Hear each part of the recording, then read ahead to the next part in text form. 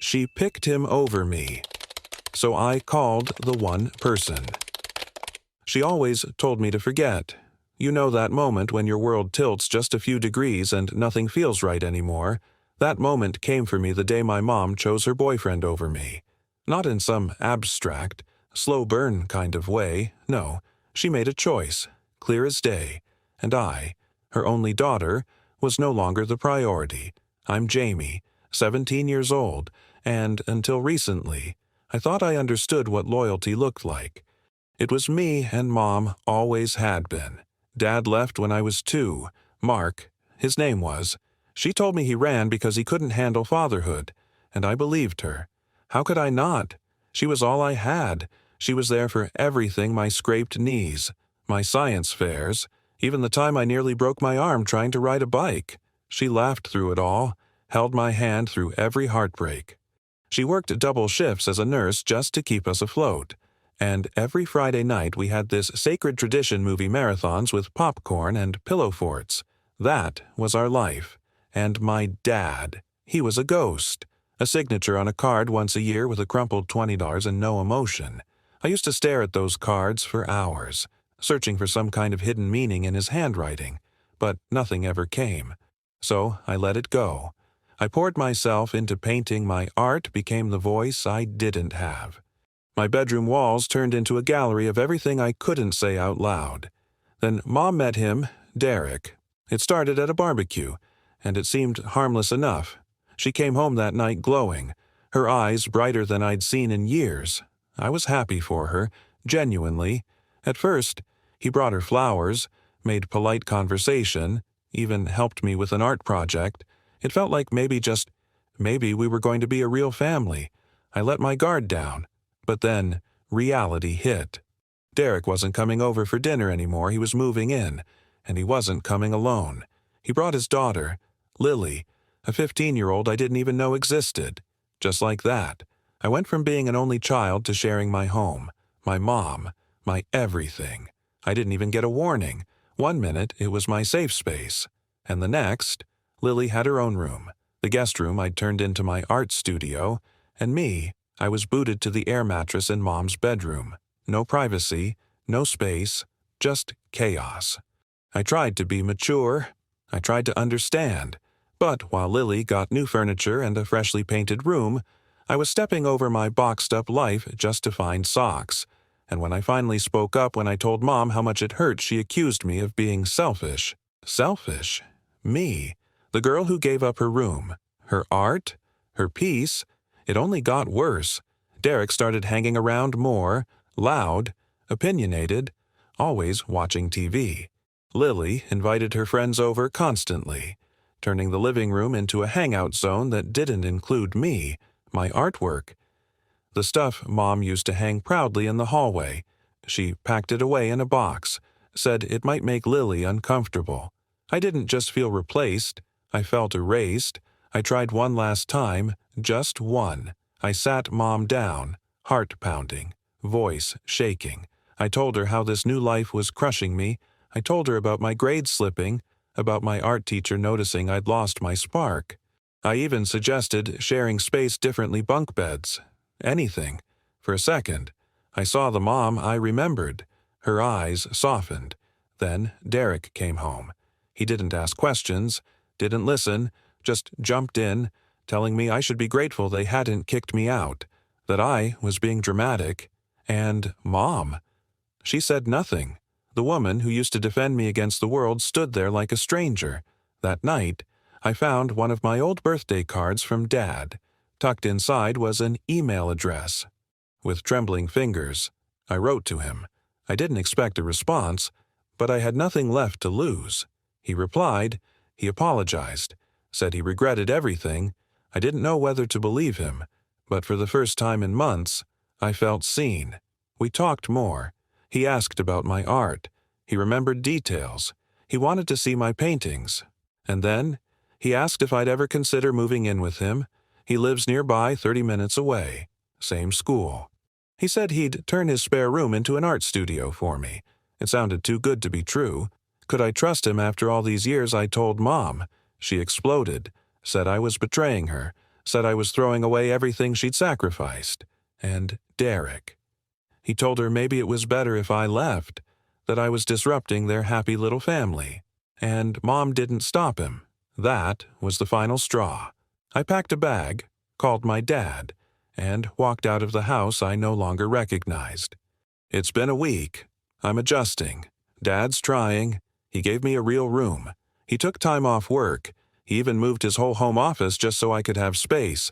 He's not perfect, but he's present. And for the first time in a long time, I feel like I might finally be somewhere I belong. She chose him, then lied again. But this time, I chose me. One of the first things Dad did after I moved in was take me to buy art supplies, anything I wanted. He said it wasn't just about giving me tools. It was about showing me he cared about my passion. That gesture alone cracked open something inside me. He even asked me to teach him how to paint. His attempts, honestly, laughably bad. But I'll never forget the way he beamed at my feedback like it was a masterpiece.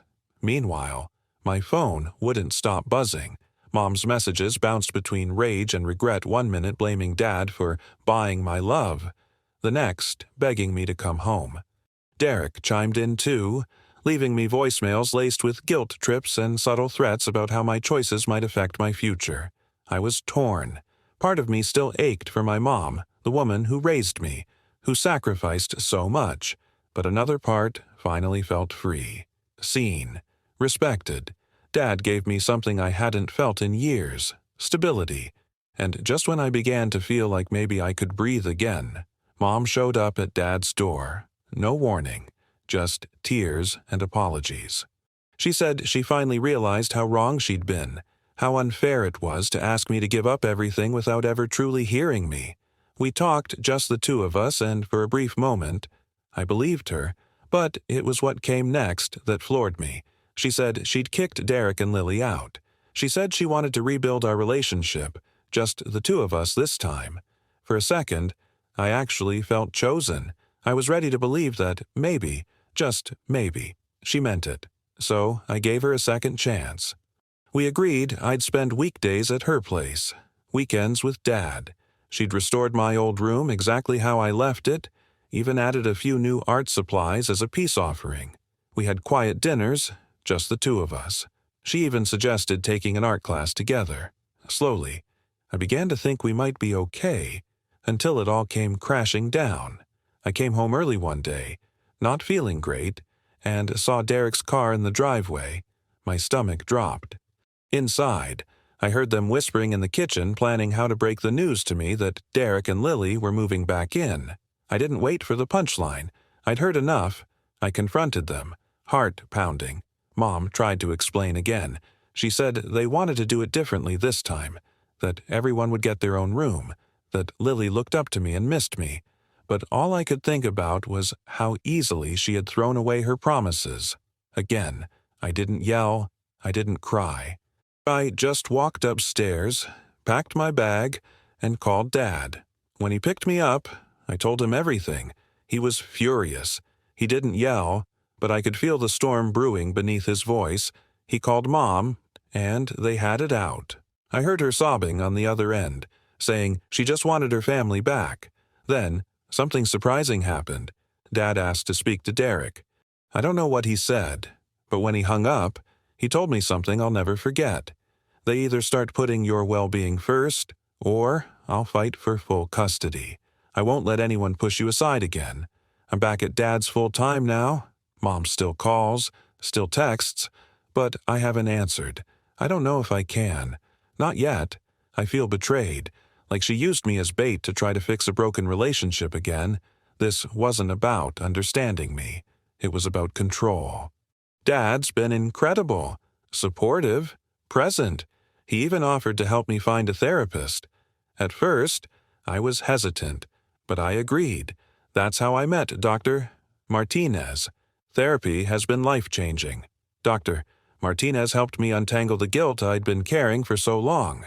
She helped me understand that boundaries aren't betrayals, that choosing my peace doesn't make me selfish. She helped me find my voice again. With time, I slowly opened the door to Mom just a crack. We started with short phone calls. Then, a few months later, we met at a cafe. She looked different, tired, but softer. She said she was in therapy too.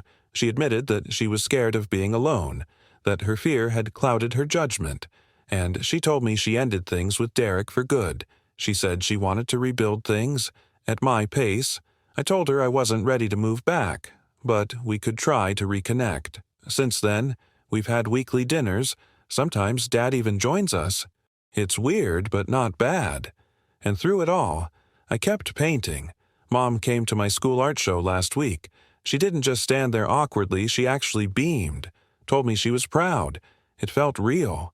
I'm still living with Dad.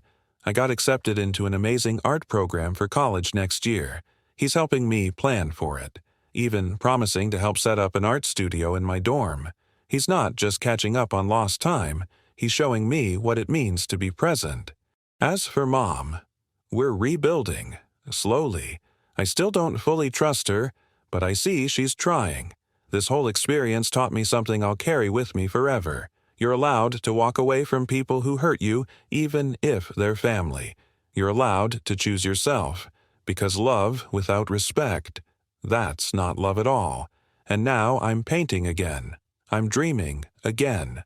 I'm standing on my own 2 feet, and for the first time, I know I'm exactly where I'm supposed to be. This story powerfully illustrates the importance of self-worth, emotional boundaries, and the right to be heard even within our closest relationships. At its core, it's about a young girl forced to choose between loyalty to the mother who raised her and the need to protect her mental and emotional well-being. It's a reminder that love and sacrifice, while deeply meaningful, are not substitutes for respect, empathy, and understanding. The lesson here is that no one, no matter how close, has the right to diminish your identity or silence your pain. We often believe that enduring discomfort or emotional neglect is part of maintaining family harmony. But this story shows the strength it takes to step away from what's familiar in order to reclaim your voice. Trust, once broken, cannot be rebuilt. With empty promises, it requires accountability, genuine effort, and time. The protagonist's journey also highlights the value of second chances, both in receiving them and offering them, but only when they are rooted in change and growth. It takes courage to walk away from people we love when they repeatedly hurt us, and even more courage to face the uncertainty that follows. Yet, sometimes, choosing peace over chaos, even when it comes at the cost of family comfort, is the healthiest and most empowering decision. Ultimately, this story teaches us that we are not obligated to set ourselves on fire to keep others warm. Prioritizing our own emotional safety is not selfish, it's necessary. And when someone finally sees your worth, shows up consistently, and nurtures your passions, that's when healing begins. Whether it's a parent, friend, or partner, the people who belong in your life are the ones who support you not just in words, but in action. If this story moved you or made you reflect on your own life, please take a moment to let us know. Comment 1. If you got value from this video, we love hearing from you. And if you haven't already, subscribe to the channel so you don't miss more powerful stories like this one.